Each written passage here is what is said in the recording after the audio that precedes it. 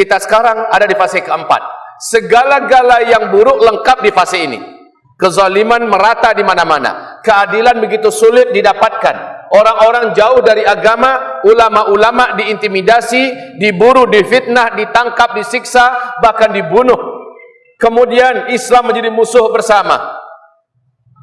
Di waktu yang sama, di mana-mana penuh dengan kekacauan, keributan, chaos, ekonomi ambruk, harga-harga barang menjadi mahal, sulit didapat, dan pada akhirnya nyawa juga terancam.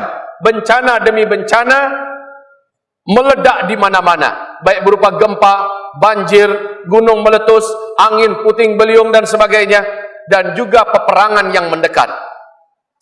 Kaum muslimin, bagi kita mendapatkan penjelasan-penjelasan Nabi tentang akhir zaman wajib untuk kita ilmui saat ini. Karena yang dimaksud dengan akhir zaman oleh Rasulullah adalah kita sekarang. Kita yang hidup saat ini. Kitalah yang dimaksud dengan akhir zaman. Bukti yang paling nyata adalah berakhirnya fase ketiga. Lalu Arab menjadi kaya raya. Seluruh Arab menjadi kaya raya. Setelah itu Arab berlomba-lomba mempertinggi bangunan-bangunan di kota-kota besarnya.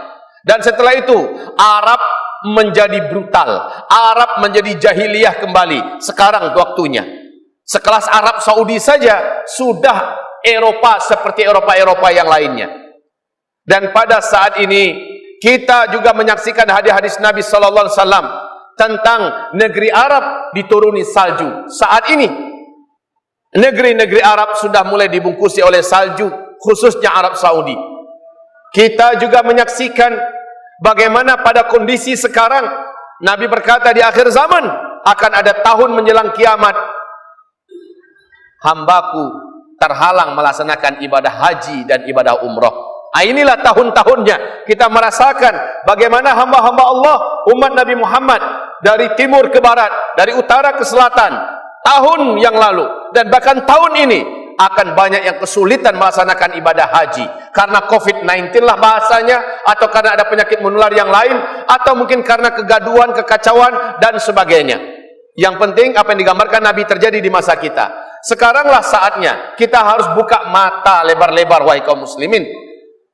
Sungai Efrat yang dinubuat oleh Nabi Muhammad di Irak mengering sebelum kiamat. Dan sejak 2014 sampai hari ini Sungai Efrat yang mengalir di Irak kering total.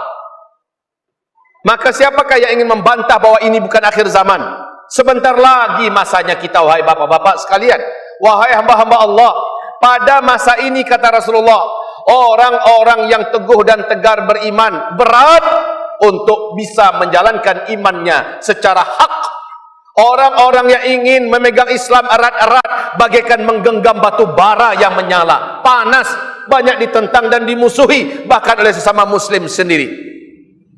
Sekarang kita merasakan, wahai kaum muslimin, ingin menjadi muslim yang kafah akan diberikan label dan cap yang sangat buruk. Dikatakan teroris, dikatakan radikal, dikatakan fundamentalis, dikatakan orang-orang udik, orang-orang yang tidak mau maju dan sebagainya. Inilah dia fase di mana Islam sebagai agama tertinggi ditandingi oleh produk pikiran manusia yang disebut dengan demokrasi.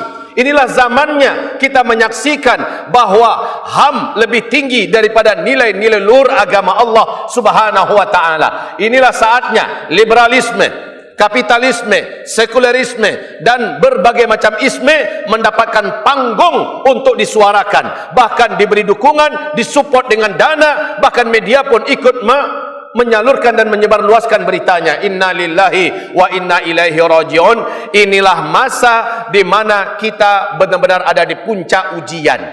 Wajar kalau lalu Nabi Muhammad berkata, pada masa itu siapa saja umatku yang tegar, tabah, sabar, istiqamah memegang Islam secara kuat dan kafah, nilai pahala dari setiap amalan mereka pada masa itu sama nilai pahalanya dengan 50 pahalanya para sahabat.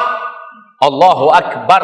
Terkejutlah para sahabat menyimak ini dan mereka bertanya, ya Rasulullah.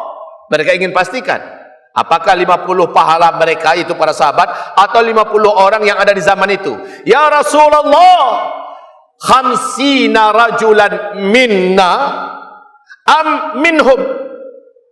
Ya Rasulullah, 50 kali lipat pahalanya kami, para sahabat-sahabatmu ya Rasulullah, atau 50 kali lipat pahala mereka yang hidup di zaman itu? Apa kata Rasulullah? Bal minkum. Yang benar adalah 50 kali lipat pahala kalian, wahai para sahabat-sahabatku. Allahu Akbar. Wahai hamba-hamba Allah, beratnya memegang Islam erat-erat pada zaman penuh fitnah ini. Lalu kita berusaha untuk tegar, sabar, tabah, istiqomah. Kita berjuang untuk tidak berubah. Dan kita setelah taubat, kita tidak kembali lagi kepada kejahilan yang lama. Kita totalkan hijrah kita setelah kita benar-benar hijrah. Maka apapun pahit rintangan yang kita hadapi, kita lalui dengan penuh hati yang kuat, dengan penuh hati yang tabah, sabar. Pahala setiap amalan kita nilainya di mata Allah 50 kali lipat pahala para sahabat. Bapak tahajud, sahabat tahajud. Tapi tahajud bapak yang istiqomah hidup pada masa ini dengan Islam, nilainya 50 kali lipat tahajudnya para sahabat. Allahu Akbar. Syaratnya istiqomah, tegar, sabar, tabah dalam memegang Islam secara kafah. Walaupun kita melawan arus. Ini fase keempat. Di fase ini sekali lagi, menjadi seorang muslim yang benar akan dapat tuduhan yang tidak baik. Oh, muslim yang berpegang erat dengan kitab Allah dan dengan sunnah Rasulullah akan dianggap sebagai orang radikal. Tokoh populer tingkat internasional sekelas Profesor Dr. Din Samsudin saja dilabeli dengan label radikal. Hanya karena Profesor Dr. Din Samsudin kritis dan memberikan nasihat, memberikan masukan kepada penguasa sebagai pihak yang berada di pihak oposisi. Orang yang selembut itu berkali-kali mendapatkan gelar dari dunia sebagai tokoh perdamaian dan sebagainya. Sekarang karena tidak sependapat dengan pemerintah yang sedang berkuasa, maka beliau dilabeli radikal. Beliau adalah tokoh Muhammadiyah, beliau adalah tokoh kebanggaan Indonesia, beliau adalah tokoh kebanggaan dunia, dilabeli radikal. Orang sekelas Kiai Syekh Ali Jabir, ulama yang sangat moderat, ulama yang sangat lembut dan santun, karena banyak memberikan kritikan dan nasihat kepada kekuasaan yang sedang berkuasa, maka beliau pun mulai disematkan kepada bahasa-bahasa yang tidak enak didengar. Nah, sekarang kalau begitu pantesan Nabi Muhammad bersabda sallallahu alaihi wasallam, pada masa itu orang yang berpegang erat dengan Islam secara kafah, mereka bagaikan menggenggam batu bara yang menyala. Dan mereka saat itu menjadi orang asing.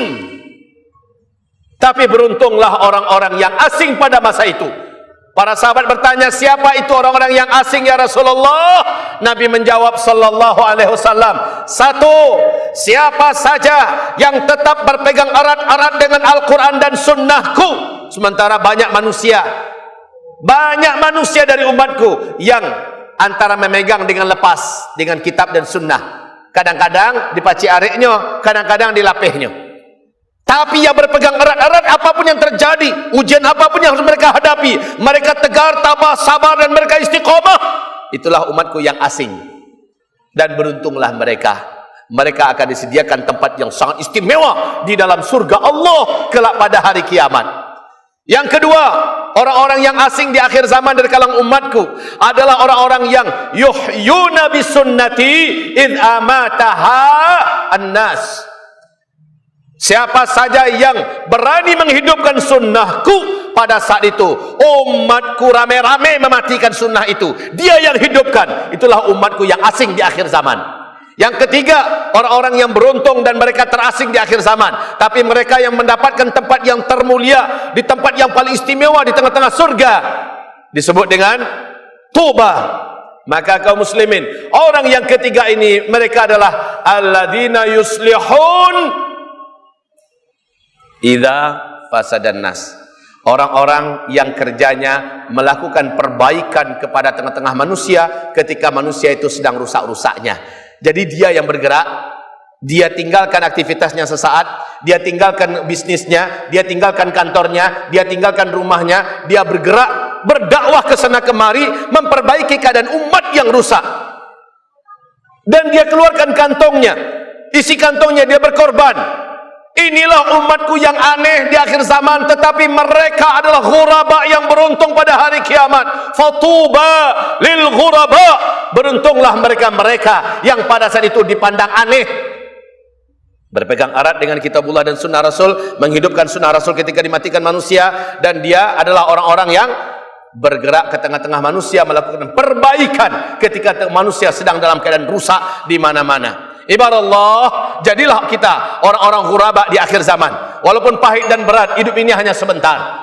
Kita tak lama lagi insyaAllah akan meninggalkan dunia ini. Dunia bukan segala-galanya. Dunia bukan untuk tempat segala-galanya. Dunia tempat yang akan kita tinggalkan, dan kita akan meninggal di dunia ini. Kita tidak akan pernah terulang lagi balik ke dunia. Oleh karena itu, hiduplah sesaat di dunia ini dengan hidup yang benar, hidup yang lurus, hidup yang istiqamah, hidup yang betul-betul di jalan Allah, siratal mustaqim, dalam keadaan sabar, tegar, tabah, dan jangan pernah bergeming walaupun dunia merayu-rayu, walaupun ancaman seperti makan mematikan, tetaplah tegar dan sabar. Mudah-mudahan kitalah ghuraba di akhir zaman.